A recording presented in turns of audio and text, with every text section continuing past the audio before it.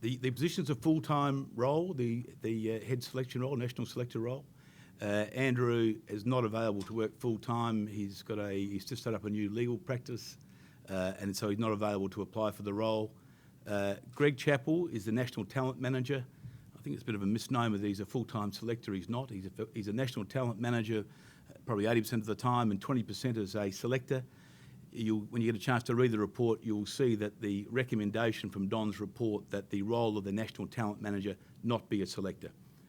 And in terms of Andrew Hilditch, it says he's welcome to apply for positions. Is he welcome to apply for one of the part-time positions, or is his time as an Australian selector finished now? Look, I haven't spoken to Andrew about that. He's certainly unavailable for the top job. I'm not too sure of the rest. Jack, Steve Pearce from the ACC. Are you able to clarify why you haven't just offered Tim Nielsen the expanded coaching role as it stands now? Look, the job is a far outstanding role. I mean, it's not. The coach of the Australian team is a tough job anyway. I mean, with the travel and that sort of thing. It's going to take some additional time and extra skill sets to put a strategy for the whole of Australian coaching. We need to align, we believe, and the report quite clearly sets it out. We need to align the coaching so that there's one philosophy which the head coach has got to be able to articulate and get that through the state coaches and all other coaches in the system, COE or whatever. Tim can apply for the job, and he may well get the job, but it's a different role, and in a restructure, you just don't give someone the job in a new role. Over here. Jack, just following on from that, does that mean Tim's got a contract, as I understand it, was contracted for 3 years before the Ashes series? Does that mean if he doesn't get the head coaching role that he'll continue on in some other form of coaching role, or does that mean if he doesn't get the head coaching role then there won't be a position for him? Well, I can answer that, Jack. I think, look, I think we don't want to get ahead of ourselves here. Tim Nielsen may well be the best person for this new role, but quite clearly the report talks about new structures that are in place, and we need to deliver a very strong performance and accountability culture within the Australian team. Tim will be welcome to apply for that job, and we'll work that through. But with a new job, we need to just make sure we've got the best person in the job, and there's no reason why that can't be Tim Nielsen. So, but it's not at the moment, and if it's not, what happens with his 3-year contract? Well, let's deal with that if that is ever the case. But right now, that's pure speculation. So you have no qualms about ending his contract if he doesn't get the job? Let's deal with that if that is an issue. But right now, it's not an issue. Chloe? Can you expand on the reasons, Jack or James, for the thinking behind having the captain and coach come on as selectors, and are there potential dangers with that as well? Probably in my time in cricket administration, which is probably getting on a bit now, it's probably the greatest chestnut. I reckon there's been a change of view on whether coaches and captains should be selected many times. Don can perhaps add some comments after me, but I think the 3 captains on there probably would have had a certain view at one stage. Interestingly, they all came to the view that to make that person accountable, and these structures are all about accountability, I've got to say. To make those people accountable, they need to be selectors. And the board accepted that. Don, I don't know whether you want to make some other comments there. Oh, Chloe, just one of the things that came up was the communication between the players and the selectors, and I'm sure you've heard that. And what we've done is to try and get adult conversations going around the panel of selectors and the players. And normally communication solves most insecurities, and if we achieve that, that'll be a huge step forward. Next question down the back. Jack Rodriguez from Channel 10. You said that Andrew Hilditch and Tim Nielsen will fill these roles in the interim. What sort of time frame are we looking at here? Good question. We want it to be as short as possible, but having said that, we want to get the best people for the job. James's primary role would be get the new general manager of team performance underway, but at the same time start looking at the other roles.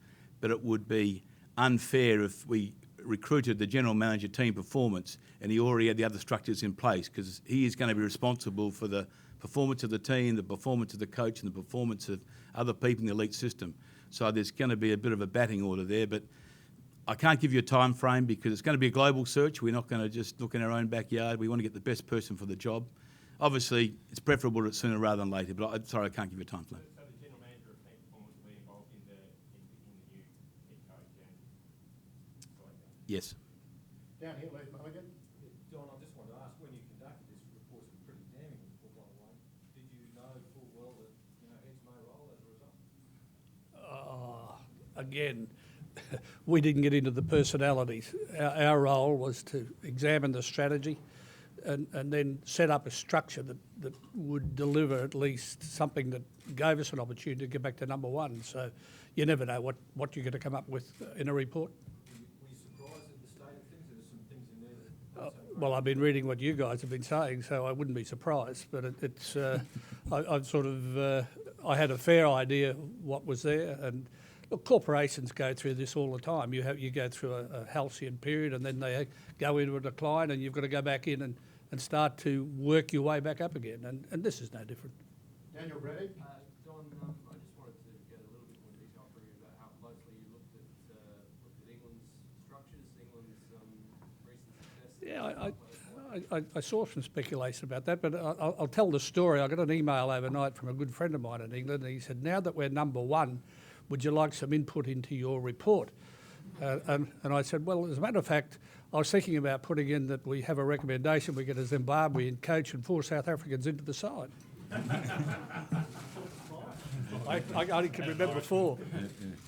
So the answer is no, it had no bearing on it. Look, I had a look at that as a passing phase, but if you have a look at the structure, you'll have a look at corporate structures of high performance organisations around the world, you'll find some similarities. Gerard Blakely, and then we'll go back over here.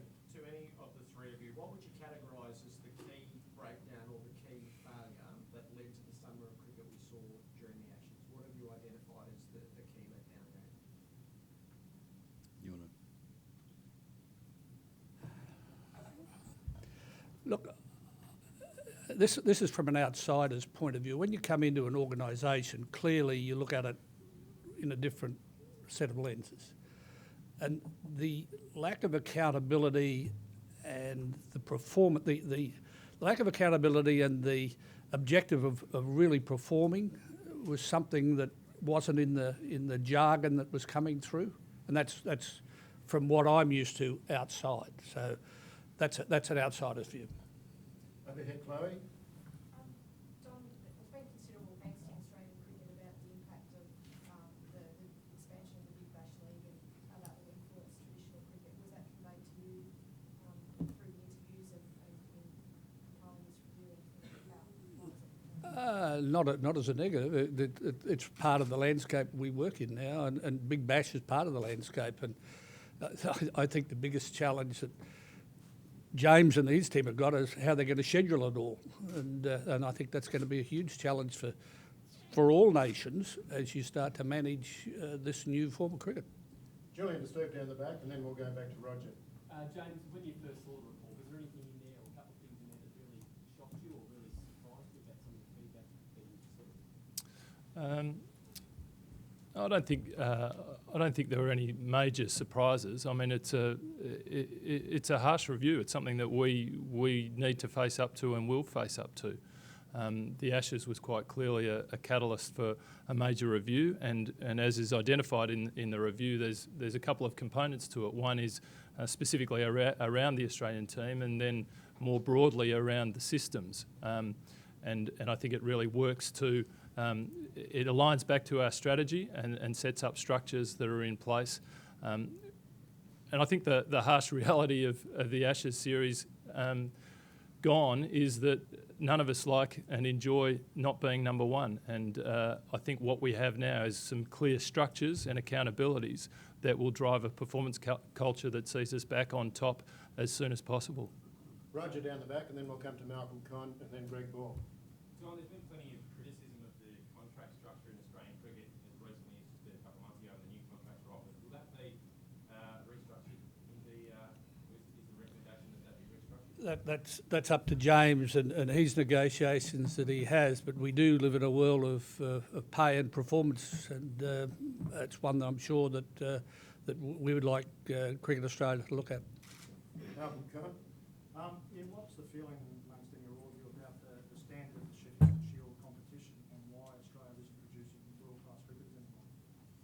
I think if you knew the answer to that, Malcolm, we wouldn't be where we are probably in the latter. But look, I've always believed that Sheffield Shield is an absolutely critical plank in our success. And look, not making excuses, but you have to sometimes look in rear vision mirrors. But when we had those great players, it wasn't just the great players. We had just take the Queensland side. They had blokes like Bickle, Kasperwitz, Love, Ma, Seckham, who were just also fantastic, tough cricketers who probably in another era would have played lost Test cricket.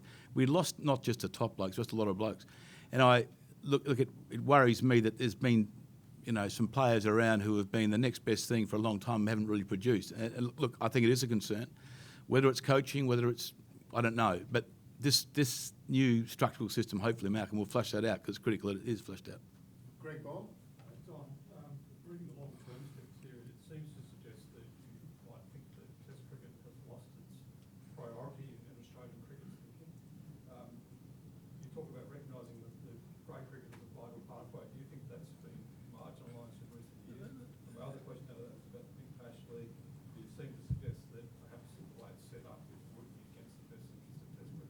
Oh, I'm sorry if it read like that. Certainly, we all supported that Test cricket has to be the priority, and you must develop your players that way. And listening to some of the former captains and former greats, they believe it doesn't matter what sort of cricket you play, technique will always prevail. So I'd like to think that we can get back to number one in Test cricket very quickly, and the rest of it will flow. On the grade cricket, we recognise that society is changing, and dads can't be expected to be on the cricket field on Saturday and Sunday. The family has their needs, and that's a little different from the era that I grew up in, and a lot of people in this room have grown up with. So all that is a marker to say, please have a look at that, because others will take your space if you don't get into there. And the Big Bash, well, that's part of the landscape we've got now. So and we have to work with that. Steve Pearce and then Daniel Reddy. Jack, given that Andrew's now not available to apply for this new full-time chairman selected role, what legacy do you think he leaves Australian cricket at this time? Look, Andrew's been a selector for either 15 or 16 years. He's been chairman for 5 or 6 years. The last few years haven't been successful as he would have wanted or anyone would have wanted. But I think to blame him for it is just ridiculous. But I think, look, Andrew is a very honourable man who has given his heart and soul to the game. I'm not too sure that selectors leave legacies, I've got to say. Players leave legacies and teams leave legacies. I'm not too sure selectors do, but so I probably doesn't answer your question, but I just don't think a selector can leave a legacy as such. Do you identify though with the public's frustration with his position and the selection that's happened over the last couple of years? Look, I'm not really going to get into personalities. This is really about moving forward. I think it's just unfair to look for scapegoats to make comments about individuals. I'm sorry.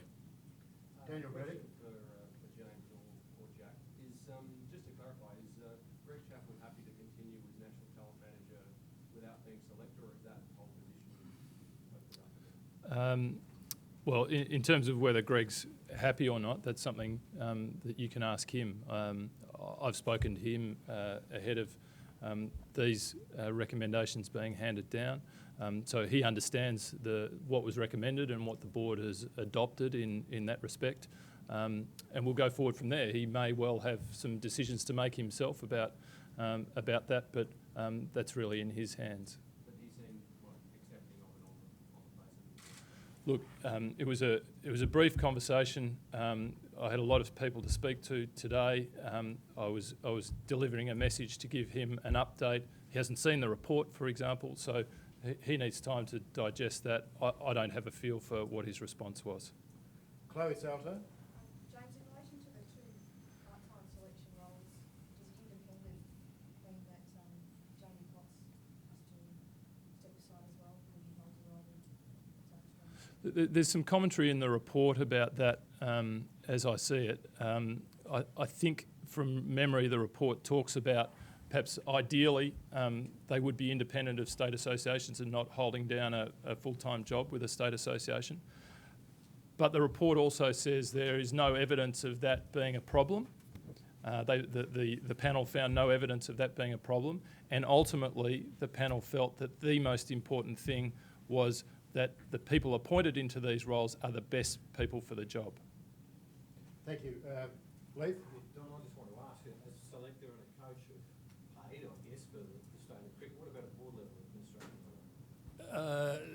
Just run that again, please. Doesn't the responsibility also spread to administration, board level of Cricket Australia? I mean, was there any consideration that... Well, boards have to set what risks they want to manage, and then they devolve it down. And I would think, and I'd hope, that those that have got functional roles have key performance indicators. That's the corporate world that I come from, and I would hope that when James starts to implement this thing, that's the path they take. Because if you're going to get accountability, then the world's all about measurement. And if you measure something, then you get it done. So that's what this structure's about, and I'd hope that will be an outcome.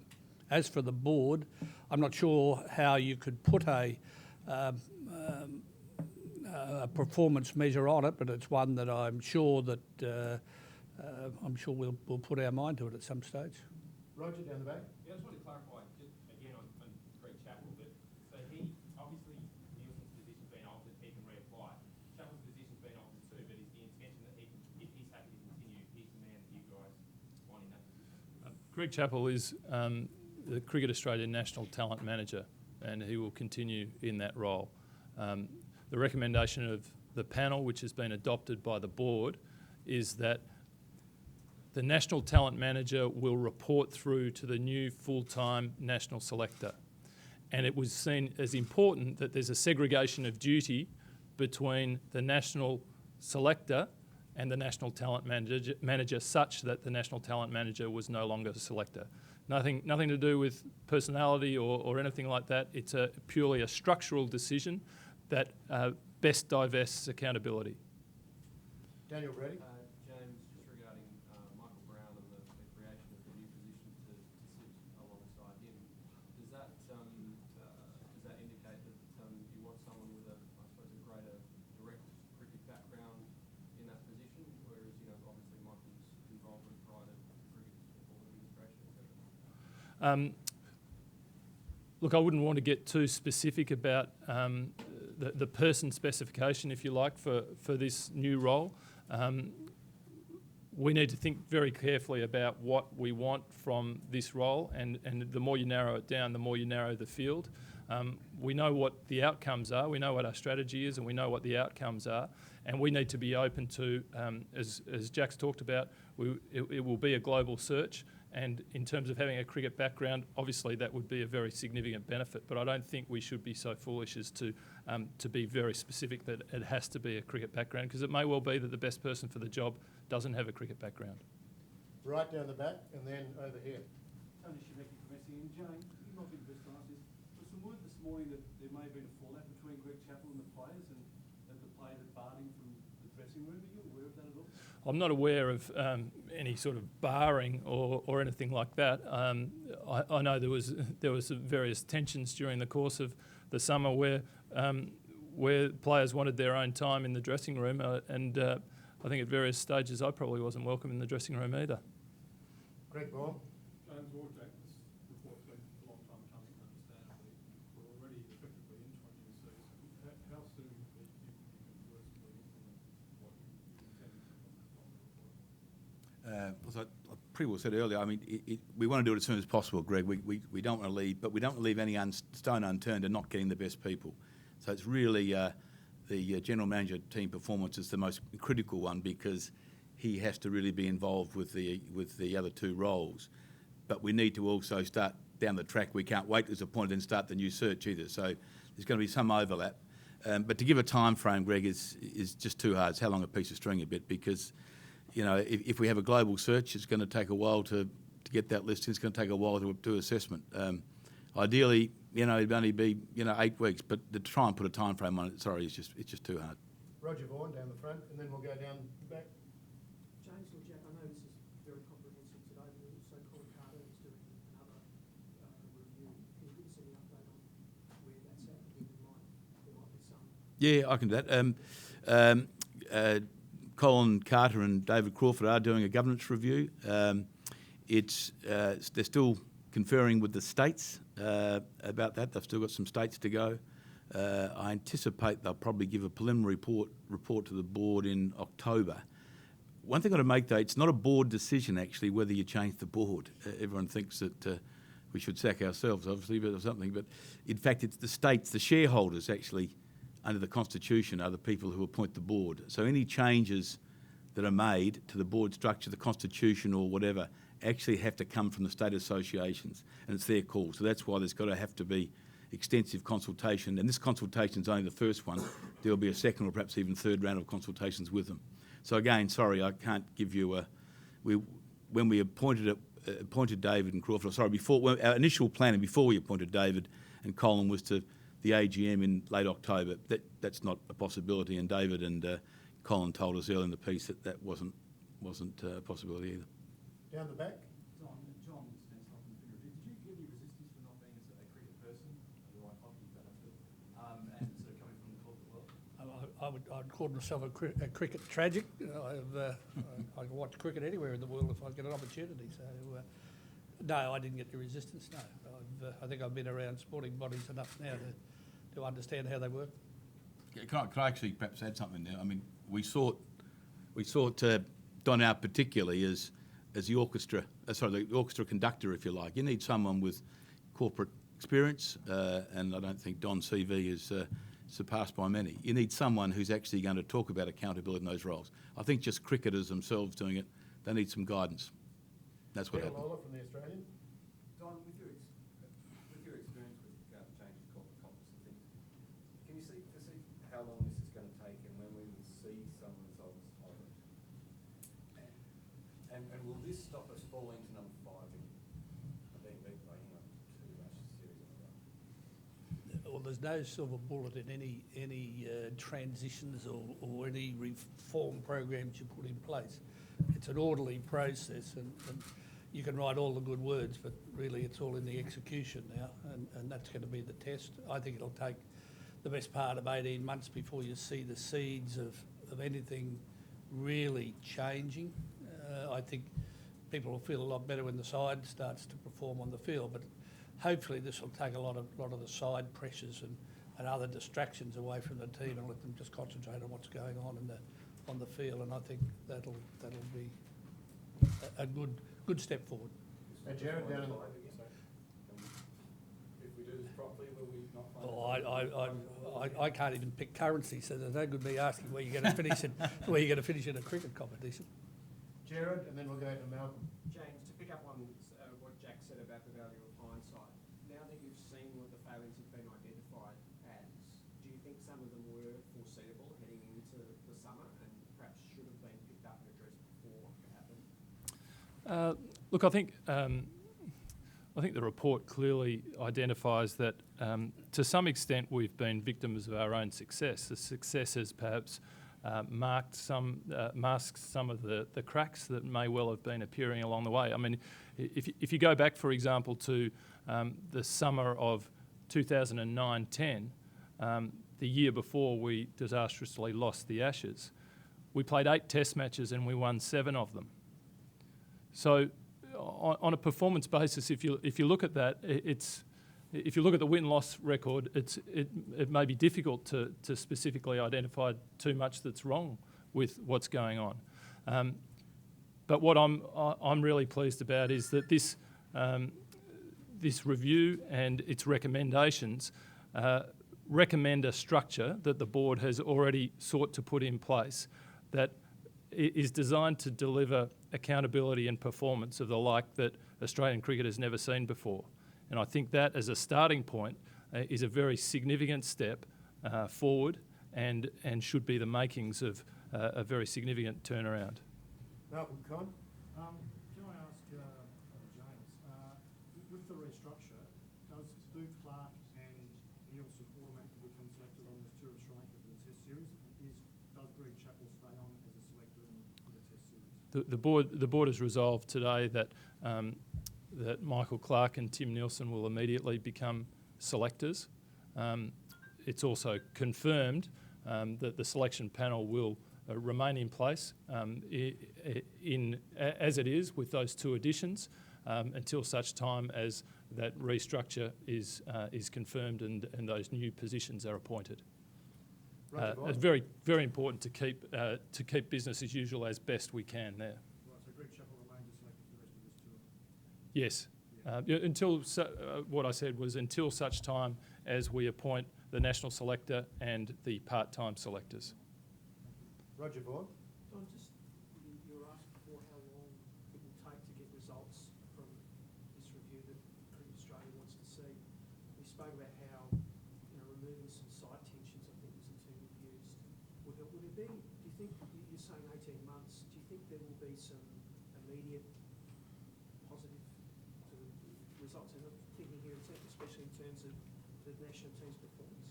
Oh, look, I think if the national team can concentrate on starting to get a winning culture going again, that's a good start. And it doesn't need to be distracted about all the noise about selection and other stuff that they read. And I'm sure that unsettles them. And this just gets the structure settled down and they can concentrate on what they do best.